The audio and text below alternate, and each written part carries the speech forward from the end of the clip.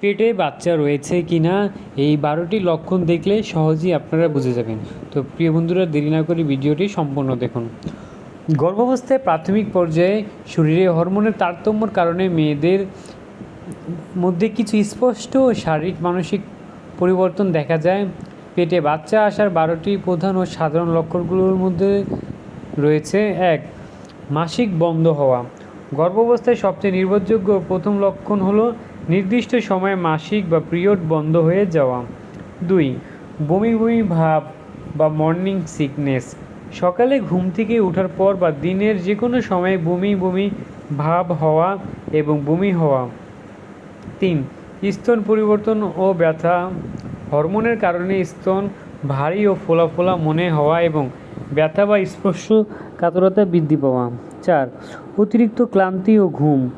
কোনো ভারী কাজ না করলেও সবসময় শরীর দুর্বল ও প্রচণ্ড ক্লান্ত লাগা। 5. ঘন ঘন প্রস্রাবের বেগ, জরায়ু বড় হওয়ার কারণ ও রক্তপ্রবাহ বেড়ে যাওয়ার বারবার প্রস্রাবের চাপ পাওয়া। 5. তলপেটে হালকা ব্যথা বা ক্রাম্পিং। জরায়ু প্রসারিত হওয়ার কারণে তলপেটে হালকা টান লাগা বা পিরিয়ডের মতো হালকা ব্যথা অনুভূত হওয়া। 7.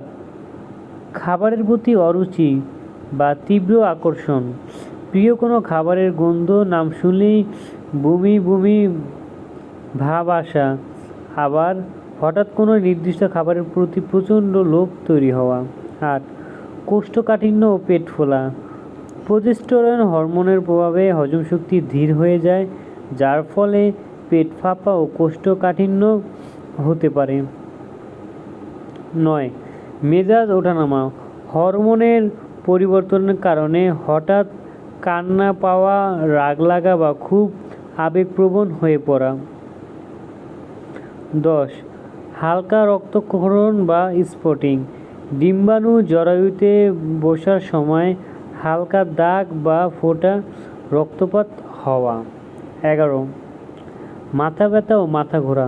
রক্তে শর্করার মাত্রা কমে যাওয়া ও রক্তচাপের পরিবর্তনের কারণে মাথা ঘোরা বা হালকা মাথা ব্যথা হতে পারে। 12.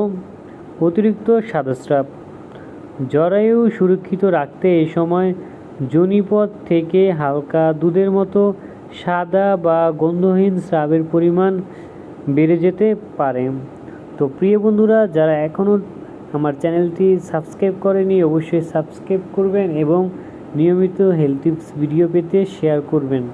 তো যারা এখনো শেয়ার করেননি অবশ্যই ভিডিওটি শেয়ার করবেন এবং ভিডিওটি ভালো লাগলে অবশ্যই শেয়ার করবেন। বিভিন্ন হেলথ টিপস এবং ওষুধের রিভিউ চ্যানেলে আমরা নিয়মিত যা আপনাদের অনেক কাজে লাগবে। ওষুধের রিভিউ ভিডিও দিয়ে থাকি। সবাই ভালো থাকবেন। আল্লাহ হাফেজ।